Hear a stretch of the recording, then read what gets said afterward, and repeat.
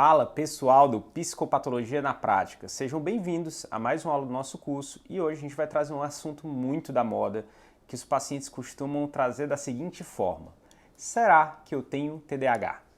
Isso pessoal, TDAH. Um assunto corrente, um assunto polêmico, um assunto muitas vezes ambíguo e que a gente vai ter aqui alguns objetivos nessa aula que vai, claro, além dessa pergunta que os pacientes lhe fazem. A gente quer aqui que você monte a sua opinião com base em diferentes visões que serão apresentadas e que, ao terminar essa aula, você consiga pensar de maneira mais aprofundada sobre algumas das seguintes questões. O que a gente gostaria que você pensasse? 1. Como que esse diagnóstico de TDAH foi construído? Segundo ponto, como que se faz um diagnóstico de TDAH? Terceiro ponto, quais são as limitações dentro do próprio conceito diagnóstico de TDAH que nós dispomos hoje? E claro, quarto ponto, como que a gente pode pensar em diferentes aspectos do TDAH e no problema de diagnosticar de mais ou diagnosticar de menos? Por isso, pessoal, primeiramente a gente vai te apresentar aspectos históricos, passando pela clínica do transtorno e também depois pela sua psicopatologia descritiva e como que esse diagnóstico se insere no nosso contexto sociocultural e econômico. Vai ser uma aula bem legal e espero que vocês aproveitem. A gente vai começar aqui um pouquinho com a história do TDAH. Entender melhor um transtorno, pessoal, passa sempre por revisar como que ele foi documentado e construído ao longo da nossa história. Lembre que falamos aqui nas primeiras aulas que psiquiatria possui também um pezinho ali nas ciências humanas. E quando, mesmo quando a gente estiver falando sobre um transtorno do neurodesenvolvimento, como é o caso do TDAH, é necessário a gente importar esse método de reconstrução histórica que sempre existe em qualquer aula das humanidades. E por que isso, pessoal? Pelo simples fato de que muitas pessoas acham que o TDAH é um diagnóstico que surgiu agora na modernidade e que é somente fruto de um contexto neoliberalista e de uma sociedade que estimula o hiperfoco. Ou seja, estamos demarcando aqui uma primeira crítica ao ponto de vista, que a gente considera reducionista, claro, de considerar o TDAH apenas fruto da nossa época, excluindo também os aspectos biológicos e orgânicos do transtorno que, ao nosso ver, imprime a sua marca ao longo da história em outras épocas que não a de hoje, ou seja, que não a contemporânea. Por isso, pessoal, nada melhor que dar uma olhada nas primeiras descrições do que viria a ser o conceito mais atual de TDAH que dispomos hoje, simplesmente para dizer que, provavelmente, o TDAH ele sempre esteve por aí. Pessoal, eu quero que vocês observem um pouquinho esse quadro. Esse quadro é de um autor chamado Jan Steen, e ele é datado aí por volta de 1670. Nele a gente pode ver um ambiente de sala de aula que descrevemos no mínimo como caótico. Longe de querer falar que essas crianças possuem TDAH, tá? Mas algo desse quadro chama atenção para uma atmosfera que lembra o contato quando nos vemos diante de um paciente com TDAH. Esse pintor, só para vocês terem noção, ele também realizava o retrato de crianças mais comportadas na sala de aula, ou seja, esse é um dos poucos quadros dele que destaca essa atmosfera. E assim, a gente trouxe esse quadro aqui justamente para especular o que seriam esboços do TDAH retratado em outras épocas e, claro, aqui no foco na literatura e na arte. Claro que sabemos que nossos diagnósticos estão diretamente relacionados com o nosso tempo e mundo, mas vejamos que alterações comportamentais que também estão presentes nos nossos critérios diagnósticos chamam a atenção de outras pessoas em outros contextos históricos diferentes do nosso. Poderíamos citar aqui vestígios desses comportamentos em personagens da obra de Shakespeare ou mesmo Goethe. Entretanto, a gente vai pular para os primeiros relatos feitos especificamente por médicos. E esses relatos eles datam ali no final do século XVIII, por volta de 1775, e descrevem crianças e adultos com níveis anormais de atenção, distraibilidade e hiperatividade. Alguns deles, inclusive, foram feitos por um médico alemão chamado Melchior Adam Weikart. O que se destaca é que o Dr. Weikart escreve especificamente um capítulo chamado de déficit de atenção em seu livro de medicina da época, que era intitulado De Philosophie Arts. sendo provavelmente a primeira descrição de comportamentos que guardam uma forte semelhança com o que a gente chama hoje de TDAH pelo DSM-5. Ele não descreve apenas crianças, tá, pessoal?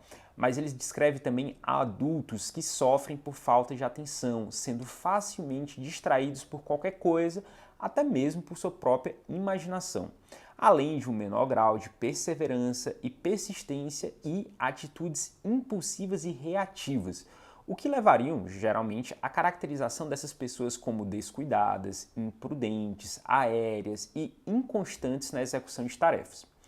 Não tem como negar que é parecido com as descrições atuais, como será visto adiante.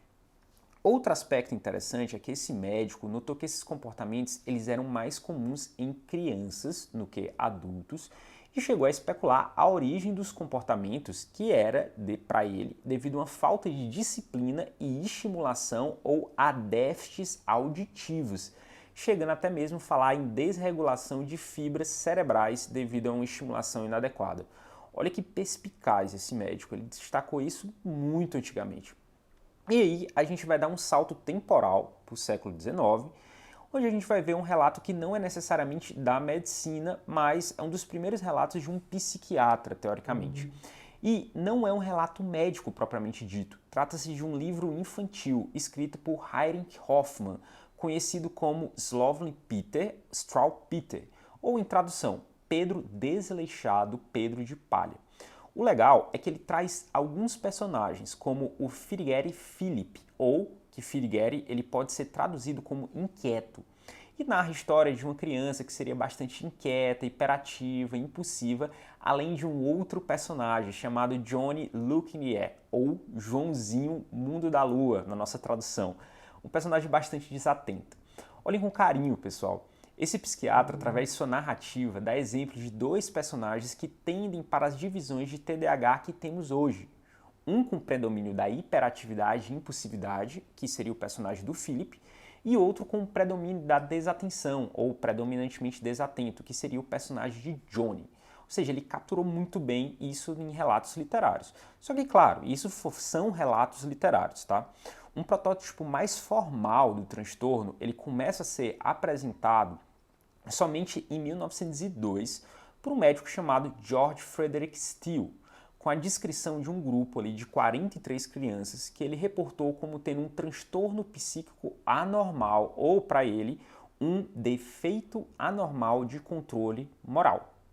E Steele, pessoal, ele era um pediatra e ele é muito mais conhecido pela descrição de sua artrite inflamatória que comete crianças e que é vista por nós na reumatologia, a famosa doença de Steele. Lembre aí daquelas aulas lá do médico curso, ou então das aulas da sua faculdade. Só que bem menos famosas que isso são as aulas nas quais ele apresenta essa doença psíquica e que ele descreve as crianças acometidas como sendo agressivas, opositoras, resistentes à disciplina e excessivamente emocionais. Essas crianças elas tinham problemas na concentração e de sustentar a atenção, também tendo dificuldade de aprender coisas com as consequências de suas ações. Bacana, legal. Steele, ele inaugura esse campo para várias investigações desses comportamentos e também para uma compreensão que irá sustentar os nossos modelos atuais. Inicialmente, pessoal, acreditava-se que esses problemas eles estariam ligados a lesões cerebrais, o que resultou nas primeiras propostas de chamar o transtorno de dano cerebral mínimo. Só que eles viram posteriormente, estudando ali os cérebros, estudando anátomo patológico, que nem todas as crianças elas possuíam lesões físicas, o que levou o nome a ser rebatizado de disfunção cerebral mínima. Passando um pouquinho ali, em 1934, foi descrita uma síndrome chamada de doença hipercinética, e que era caracterizada por inquietação e distraibilidade, o que resultou na origem de termos como hipercineses ou síndrome da criança hiperativa. A hiperatividade foi então o primeiro dos sintomas a entrar nos atuais manuais diagnósticos, aparecendo ali pela primeira vez na 9ª edição da CID como síndrome hipercinética da infância e posteriormente apareceu ali no DSM-2 como reação hipercinética da infância. E a desatenção nessa história, pessoal, como é que ela fica? A desatenção, ela entra somente depois, ela entra ali por volta de 1980, já no DSM-3, que era na época, né? E junto com isso, ela foi atrelada a essa hipercinesia e renomearam o transtorno para déficit de atenção com ou sem hiperatividade, sendo posteriormente ali no DSM-3R, no DSM-4, ajustado para transtorno de déficit de atenção e hiperatividade, o famoso TDAH.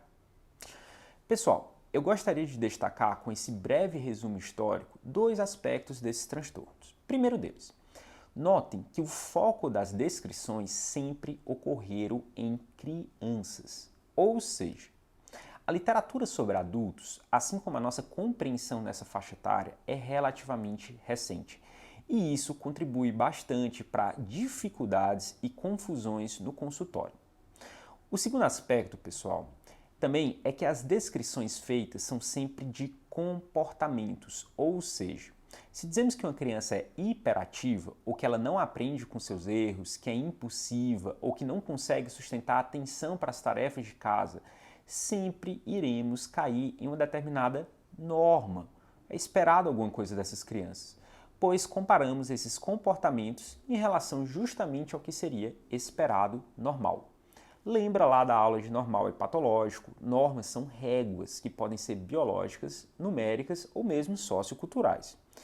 E, pessoal, comportamentos, eles são mais suscetíveis de serem regidos por uma norma do que vivências e experiências, ou seja, quando focamos em descrever comportamentos, podemos estar agrupando várias origens e naturezas diferentes em um mesmo lugar, ou seja, a gente pode estar descrevendo várias coisas e botando elas para receberem o mesmo nome. Pessoal, infelizmente temos poucas descrições de como são as experiências dessas crianças e isso contribui mais ainda para uma fragilidade nosológica e uma confusão na hora de diagnosticar. Veremos na segunda parte dessa aula que isso cria um problema dentro da própria construção do TDAH, que é um diagnóstico pautado em comportamentos e ações que, na infância, são geralmente observados por terceiros, ou seja, são os pais que relatam. Só que na idade adulta, são relatados pelos próprios pacientes, porém com poucos componentes vivenciais, pelo menos descritos, tá? Feito essas considerações, iremos primeiro descrever como o TDAH é visto de uma forma mais tradicional. A gente não vai ter muito como fugir dos manuais de diagnóstico nesse caso, né? Ressalto que a psicopatologia desse transtorno é diferente de transtornos mais estabelecidos, como esquizofrenia, mania, depressão, e você vai perceber isso ao longo das aulas, tá? Eu não posso dar explicações para isso que não sejam baseados nas nossas hipóteses pessoais, ou seja, a gente está aberto à discordância aqui. Mas a pergunta, ela poderia ser feita da seguinte forma: por que a gente não tem uma psicopatologia mais rebuscada para o TDAH, como é o caso dos outros transtornos? Algumas possíveis respostas, pessoal. Porque a literatura e a pesquisa têm uma preferência por focar na descrição de comportamentos e de rendimentos também, sempre quando se fala em TDAH, ao invés, claro, da vivência das pessoas com transtorno, ou seja, da experiência delas. Uma segunda hipótese, pessoal, é que o que a gente chama de TDAH pode ser uma mistura de vários transtornos e disfunções que ou ainda a gente não tem muito bem um entendimento, ou são outros fenômenos que se manifestam em comportamentos que preencheriam critérios para TDAH.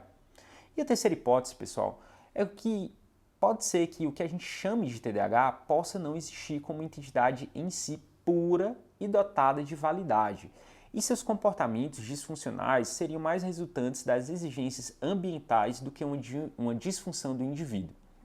Essa é uma hipótese defendida por muita gente, tá? Essa última. Só que a gente gostaria de ressaltar que eu, pessoalmente, psiquiatria prática, pessoalmente, a gente não compartilha muito dessa última hipótese e alguns dos motivos que a gente está usando justamente para defender o nosso ponto aqui é a sustentação na história que a gente acabou de ver. Uma parte também da psicopatologia que veremos agora na próxima parte da aula, que mostra que é possível, sim, utilizar a compreensão psicopatológica em cenários que teoricamente são do neurodesenvolvimento. Fala pessoal do Psicopatologia na Prática, sejam bem-vindos novamente e na primeira parte dessa aula nós focamos muito na construção do diagnóstico de TDAH em seus aspectos históricos. Nessa parte, pessoal, o foco vai ser nos instrumentos necessários para a realização desse diagnóstico e nos modelos que nós dispomos atualmente. Você vai sair daqui com uma boa base sobre o diagnóstico de TDAH e não somente isso, você vai sair também com uma boa crítica sobre ele, tá? Então vamos lá, mãos à obra. Pessoal, a gente vai ter que partir de um ponto. E o primeiro ponto que eu gostaria de partir, ou a primeira visão que eu gostaria de apresentar para vocês é a do nosso atual modelo diagnóstico de TDAH pautado no DSM e também pautado pela CID. Aqui a gente não vai dizer, assim, você sabe que vai ter lá 6 critérios que tem que ter, mas enfim, não foca muito nisso. A gente vai focar aqui em entender mais, tá? Nesse modelo, o TDAH ele é considerado um transtorno do neurodesenvolvimento e a sua validade depende de manifestações que se iniciam na infância, antes dos 12 anos de idade e que podem persistir ao longo do curso evolutivo. Dessa forma, pessoal, a gente pode destacar aqui, o TDAH seria, tá? A presença de um padrão persistente de desatenção ou hiperatividade, impulsividade que interfere no funcionamento ou desenvolvimento normal. Pessoal, dessa frase, a gente pode destacar inicialmente a presença de um padrão persistente. Essa definição, que ela é a princípio bem inocente, ela esconde um pressuposto que devemos seguir na prática se quisermos realizar um diagnóstico aos moldes do DSM. Esse pressuposto é: os sintomas de TDAH se manifestam de forma persistente, ou seja, o mais provável é que eles perdurem ao longo da vida do indivíduo nas suas diferentes etapas do seu desenvolvimento. Aqui, pessoal, aparece o acento de ser um transtorno do neurodesenvolvimento, o que significa dizer que, pelo menos até agora, o TDAH ele não seria um transtorno marcado por fases, ou intermitente, ou que aparece e some, ou mesmo que nunca foi manifestado na infância e que de repente surge na idade adulta, dito de outra forma. Eu ressalto, pessoal, inclusive, o até agora. Eu digo isso porque há pesquisas e autores que propõem que o TDAH ele pode ter início na fase adulta sem ter tido manifestações anteriores ou mesmo se comportar como doença de remissões e recrudescimentos. Possa ser que a gente possa ser surpreendido com os avanços das pesquisas, entretanto, no paradigma atual, o TDAH ele deve ser encarado como algo persistente e que se manifesta na psique do indivíduo em toda a sua trajetória de vida, né? Ou seja, tanto na infância, na adolescência e podendo também ali passar para a idade adulta. Mas por que eu estou falando isso, pessoal? Para justificar aqui, a primeira visão que a gente vai dar no TDAH e que repercute na clínica do transtorno é necessariamente ver como esse transtorno se manifesta na infância, na adolescência e na idade adulta, como se ele fosse parte de um contínuo. Este será o primeiro recorte que daremos ao transtorno, o seu curso evolutivo. E é interessante notar que esse recorte ele vai um pouco em consonância com a noção de que ele seja um transtorno do neurodesenvolvimento, apesar de que a gente ainda não sabe como funciona perfeitamente o processo de evolução e maturação do sistema nervoso central em todas as suas nuances. E isso abre margem, claro, para explicar divergências nessa concepção. Avaliar um transtorno no seu curso evolutivo também é próximo à noção de patografia iasperiana, ou seja, como que um transtorno se expressa na psique do indivíduo de forma que faça sentido com sua biografia e se relacione de alguma forma com o todo da sua existência. O que isso tudo significa dizer de forma prática, pessoal? Que se você atende um paciente adulto que fala que tem TDAH, no paradigma atual, necessariamente você terá que investigar muito bem se existiam sinais desse transtorno na infância e na adolescência desse mesmo paciente e como eles se manifestaram. Caso isso não exista, ou seja, caso uma pessoa não tenha TDAH na infância e na adolescência, seja num curso evolutivo, vão surgir algumas hipóteses, tá? A primeira, o paciente ele não se recorda ou ele não sabe relatar. E por incrível que pareça, isso é relativamente comum, tá? Pessoas que possuem TDAH na sua infância geralmente não relatam muito bem esses sintomas. O que, claro, vai só aumentar o nosso esforço investigativo e critérios na hora de tomar uma decisão terapêutica. Segunda hipótese, pessoal, o paciente ele não possui esse transtorno e devemos olhar com mais atenção ainda para a queixa que ele apresenta. E terceira hipótese, o paciente apresenta TDAH de início tardio. Como a gente vai ver adiante, foge um pouquinho dessas regras estabelecidas nessa visão que a gente está te passando.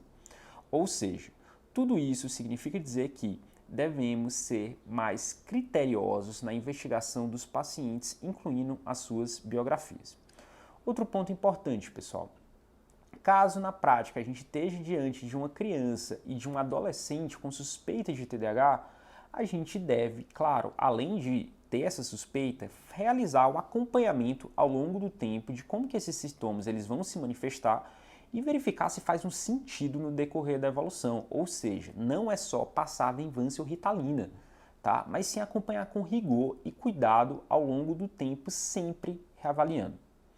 E pessoal, eu vou chamar a atenção aqui que o padrão persistente presente na definição não vale apenas para o quesito longitudinal, ou seja, para a vida do paciente ali como um todo, mas também para o transversal, ou seja, os sintomas de TDAH eles devem interferir em múltiplas esferas da vida do paciente e não somente uma delas.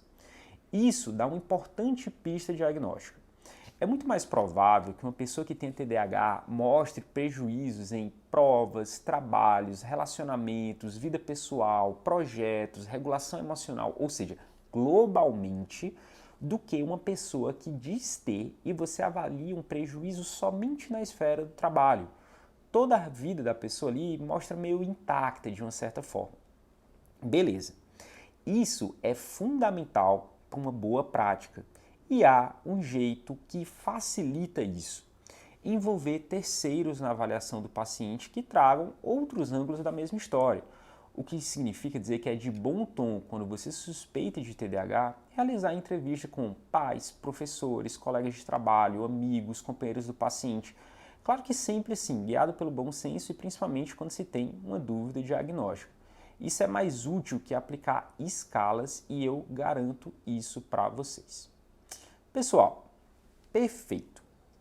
E o que a gente deve procurar nesse transtorno? Dito de outra forma, tá? O que a gente deve procurar na infância, na adolescência e na vida adulta do paciente? Pessoal, a desatenção, a hiperatividade e a impulsividade. Este é o trio de sintomas fundamentais do TDAH, a tríade parnasiana. Esse conjunto corresponde à definição dos principais prejuízos no TDAH e é o que veremos agora com destaque, iniciando na infância, passando pela adolescência e indo em direção à idade adulta. Pessoal, a atenção é uma função psíquica fundamental e complexa e ela está na base da nossa capacidade de hierarquizar estímulos, pensamentos, representações e ações, de modo que nós estejamos aptos a selecionar ou destacar aquilo de maior valência ou interesse na nossa consciência. É através da atenção que se realiza a apreensão do nosso entorno, do mundo em volta e a realização de ações, das mais simples às mais complexas. E como que a gente pode pensar a atenção de um modo mais simplificado? Pensa na atenção sempre como uma função de contraste. O contraste é o que permite o foco ideal, é o que permite separar a figura e fundo. Olha essa figura aqui que está aparecendo na tela, por exemplo. O contraste é o que permite que a câmera, a imagem da câmera, fique em primeiro plano e o fundo fique borrado, levemente desfocado em segundo plano. E isso confere nitidez para o objeto que a gente está focando a atenção, que é a câmera. Porém, pessoal, o contraste, ou seja, a atenção, ela também tem que ser flexível. Nós devemos ter a capacidade de desfocar para em seguida focar ou aderir em novos elementos. Isso é o que permite que haja a adesão a um objeto seguindo uma transição fluida para aderir em outro objeto. Portanto, pessoal, uma capacidade atencional preservada, ela funciona muito semelhante a um autofoco de uma lente de uma câmera fotográfica, selecionando ali os objetos de maior interesse, focando neles e com a possibilidade de captar outros objetos em seguida que você seleciona. Por isso, para fins didáticos, nós separamos a atenção aqui em 3 componentes. Primeiro deles, a capacidade de perceber um estímulo ou objeto e se engajar com ele, separando este objeto selecionado dos demais. Segundo ponto, a capacidade de, uma vez engajado, se manter aderido a um objeto, ou seja, a manutenção ou sustentação do engajamento ou do foco. E o terceiro ponto, pessoal, é a capacidade de concluir e desacoplar, deixando na consciência um espaço de insaturação para que possa ser possível um novo ciclo, ou seja, para que você possa prestar atenção no novo objeto. Lembre-se que esses 3 processos eles foram descritos na aula do João sobre a atenção, porém de uma forma um pouquinho diferente, com nomes diferentes: vigilância e tenacidade. A vigilância diz respeito ao nosso sistema de reconhecimento e filtro do ambiente, como se fosse um radar, tá? Onde vai aparecer ali os pontinhos. E a tenacidade seria justamente a capacidade de sustentação, de travar nesses pontos. Funcionaria como se fosse uma mira automática ali que trava ali no alvo. Pessoal, essa breve recapitulação ela é fundamental para que a gente possa entender o DA do TDAH, ou seja, a desatenção ou déficit de atenção. No TDAH, pessoal, nós temos uma alteração primária da atenção propriamente dita. O que significa dizer que a gente sempre deve excluir primeiro outros transtornos que alterem a atenção de modo secundário. O que eu quero dizer com isso? Que transtornos de humor e ansiedade podem alterar a atenção. Só que também tem outros transtornos, como psicoses ou intoxicação por substâncias. Vou dar um exemplo aqui para vocês. Imagina que você está avaliando um adolescente que sempre foi bem na escola e de uma hora para outra o seu desempenho escolar cai. Nesse caso, pessoal, antes de você pensar num TDAH, você tem que pensar que uma depressão está afetando a capacidade atencional e volitiva desse paciente. Perfeito. Mas como a desatenção se manifesta? Pessoal, simples, afetando aqueles 3 componentes que a gente acabou de descrever. Vamos ver como que isso se manifesta em cada um deles. O primeiro, a pessoa ela pode ter uma dificuldade de perceber um estímulo e se engajar com ele. E isso vem frequentemente como uma dificuldade em iniciar uma tarefa, principalmente as mais chatas, ou mesmo de não prestar atenção em estímulos ao seu redor, a famosa distração. Não aparecem os pontos no radar, ou a pessoa demora para perceber. Dessa dificuldade de engajar deriva a procrastinação, tanto em crianças como em adultos. Os pacientes eles costumam adiar ao máximo a realização de funções ou tarefas, deixando para o último minuto do prazo. Em crianças, em quadros mais graves, pode haver inclusive a recusa em realizar tarefas ou mesmo em cumprir ordens que envolvam fazer algo. E isso costuma dar um desafio para os pais e para os professores. E não para por aí, pessoal. A dificuldade não é só em perceber e iniciar o engajamento com o estímulo ou tarefa, mas também de manter-se nela e concluí-la, afetando um pouquinho lá aquela segunda parte da atenção. Por isso, é comum o paciente iniciar algo e abandonar logo em seguida. Isso pode ser uma brincadeira, como é no caso de uma criança, ou mesmo um projeto realizado por um adulto. A pessoa, assim que resolve a parte mais difícil, abandona no meio e nunca conclui nada. Outra coisa, pessoal, que atrapalha a finalização de tarefas é o fato de que uma maior distraibilidade faz com que novos estímulos sempre interfiram no foco de atenção da criança, ou seja, sempre vai ficar ali aparecendo ou pipocando coisas na consciência que a criança ou o paciente não consegue hierarquizar. E isso, claro, vai fazer com que a criança acabe se atraindo pela novidade ao invés de uma tarefa ou brincadeira que ela já estava ali em curso, já estava fazendo. E por fim, pessoal, a desatenção, ela afeta também o terceiro componente, que é aquele estímulo de desacoplar, tá? Que é desacoplar do estímulo, aquele componente de trocar o foco, mudar o foco. E pode acontecer em algumas apresentações de paciente que ele até consegue focar em algo, só que ele não consegue mudar o foco. E aí ele fica muito retido, aderido naquilo ali. E isso, algumas pessoas vai chegar para a gente com o nome de hiperfoco. Um exemplo, uma criança, pessoal, ela pode engajar ali com o videogame e ficar jogando aquilo ali por horas a fio. Ela só fica concentrada naquilo e ela simplesmente esquece o entorno ao seu redor. Pode pegar fogo, literalmente, tá? A gente vai ver isso com mais destaque adiante. Bom, e pessoal, por atenção ser uma função cognitiva complexa e fundamental a muitos outros processos psíquicos, a desatenção terá manifestações comportamentais mais comuns que vão aparecer em dificuldade de organização. Um exemplo, tinha um adolescente que ele possuía enorme dificuldade de estudo porque não conseguia montar um plano organizado, dividido e ali priorizando o que seria mais importante dos estudos. Segundo ponto, a pessoa pode ter dificuldade em executar planos mais difíceis, tá? Porque para executar um plano, a gente tem que planejar, que envolve organização, executar, que envolve ação, e monitorar e rever os resultados dessas ações que a gente está fazendo. E isso exige manutenção da atenção e sempre estar mudando o foco seletivamente, tá? A gente pode avaliar essa capacidade pedindo, por exemplo, para uma criança explicar para a gente como que ela organizaria sua festa de aniversário. Isso parece uma pergunta simples, mas quando você vai ver, exige um bocado de coisa, desde convidar os colegas, desde organizar o convite, selecionar quem vai chamar, selecionar qual vai ser o cardápio, o que ela quer fazer, isso é a execução de um plano, tá? E, terceiro ponto, a desatenção, ela aumenta a distraibilidade e isso prejudica a nossa memória de trabalho, o work memory. Por isso, é comum manifestações como esquecimento frequente de objetos, tá? E isso é bem corriqueiro, é bem comum isso na apresentação do TDAH, tá? A pessoa às vezes esquece celular em qualquer lugar, esquece no Uber, esquece na geladeira, acontece isso. Bom, a desatenção, ela aumenta a chance também de esquecer não só objetos, mas compromissos, tá? E pode dar a impressão que também você fala com a criança ou fala com a pessoa e ela não te escuta. Isso é muito comum os pais se queixarem. Eles se queixam geralmente que falam coisa para os seus filhos, eles não entendem a mensagem toda ou realizam apenas partes das ordens. Por exemplo, um pai chega para a criança e diz, olha, hoje eu vou querer que antes de você fazer suas tarefas de casa, você dobre sua roupa, bota comida para o cachorro, vá passear para ele.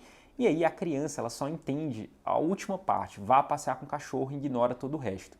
E isso é uma coisa que costuma dar brigas, atritos e que você vai ter que ajudar na orientação que os pais devem se comunicar com as crianças, tá? Então, assim, isso faz parte também do tratamento.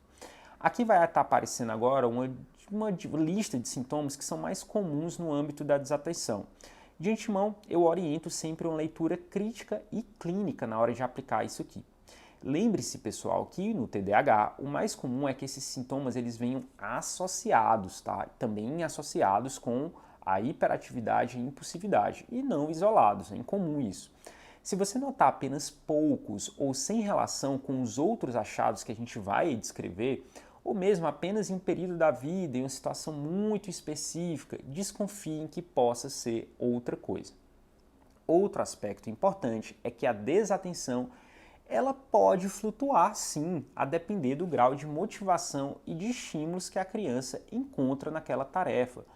Claro, pessoal, é mais fácil focar naquilo que a gente gosta, tá? Isso não significa dizer que necessariamente a pessoa não vai ter o transtorno se ela consegue prestar atenção de vez em quando em algumas coisas, tá? Mas aumenta a probabilidade da pessoa ter algo se ela não consegue reter a atenção mesmo em coisas que ela gosta ou que julga importante. Ou seja, se o paciente ele gosta muito daquela coisa, ele sabe que é importante e isso teoricamente aumentaria por sinal a atenção e ele não consegue mesmo assim, isso liga um alerta, claro. Perfeito, pessoal. Finalizamos aqui a atenção. E o próximo sintoma cardinal da nossa tríade parnasiana que a gente vai analisar aqui é a hiperatividade ou a hipercinesia. Quando eu estou falando disso, eu estou me referindo aqui a um excesso de atividade motora ou um sentimento de inquietude que impossibilita o indivíduo de permanecer inativo quando seria desejado ou esperado, ou seja, ele quer ficar parado e não consegue, ou então é esperado que ele fique parado e não consegue. Notem que isso, pessoal, não é qualquer criança ativa ou espertinha demais, tá? A marca da hiperatividade é justamente a incontinência, significando que a criança ela não consegue ter controle sobre a sua movimentação, tá? Passa a ser uma coisa às vezes não deliberada. E mesmo quando ela está motivada ou ameaçada com alguma punição, ou seja, não adianta bater na criança, tá? Se ela tem esse problema, não vai ajudar muito. Bom, pessoal, percebemos muito a hiperatividade através do corpo, através do movimento. Porém, esse movimento ele é desprovido de um certo sentido ou propósito, como naturalmente os movimentos são. Se, por exemplo, eu pego um copo d'água, aquele movimento ele é carregado de um sentido, que é beber, que é me refrescar, que é matar minha sede. O movimento hipercinético, ele é muito sem sentido, ele é sem propósito, parece que ele não tem um direcionamento, uma intencionalidade, tá? Ou seja, o que vai acontecer aqui? É um mexer, é um se contorcer, é um bater os pés, é subir em tudo quanto é canto, em todas as superfícies, é correr em momentos que são impróprios, tá? Ou seja, aqui são movimentos mais sem sentidos. A criança ela vai ter dificuldade de se manter quieta ou parada, e às vezes mesmo por curtos períodos de tempo, mesmo em situações que ela goste, né? E assim, isso às vezes vai dar a aparência de como se fosse que ela não desligasse, ela não aquietasse o motor. No contato, inclusive, com essas crianças, a gente vai sentir que a criança ela preenche todos os lugares do ambiente com sua presença. E, claro, isso pode ir para o físico também. Ela pode invadir os espaços dos outros, se esbarrar, atropelar, ter acidentes, ou seja, a criança está preenchendo o espaço. E pessoal, a gente também consegue sentir a inquietude, seja através da impressão que ela não consegue suportar o tédio, ou mesmo, às vezes, com a sensação que a criança ou que o adulto, enfim, não tem paciência. E isso vem como ela pode se adiantar em respostas, responder em momento que não era para responder, ou mesmo em ação, tá? A hiperatividade, pessoal, só para vocês terem noção, até certo ponto ela é esperada em crianças, tá? É através do movimento que a interação, a exploração e o descobrimento do mundo pelos nossos pequenos, ou seja, através do movimento que a pessoa tem a agência ali no mundo. Só que como a gente viu na aula de normal e patológico, quando esse modo é o único modo possível de se comportar, ou seja, há uma restrição desse modo de ser, que a pessoa só consegue se comportar desse jeito, isso começa a assumir uma característica de um transtorno. E a hiperatividade vai privar a criança de participar em brincadeiras, em socialização com tantas outras crianças como adultos, porque ela teria que teoricamente ficar parada ali naqueles momentos ou então fruir deles de uma forma com maior qualidade. E claro, isso atrapalha também no desenvolvimento escolar. A criança ela pode não permanecer quieta para escutar uma simples instrução, uma simples aula e também, claro, no desenvolvimento moral, tá? Vale lembrar, pessoal, que em adultos o sintoma de hiperatividade ele vai desaparecendo, vai ficando mais camuflado. Pode ser que ele seja manifestado muito mais como inquietação do que como psicomotricidade.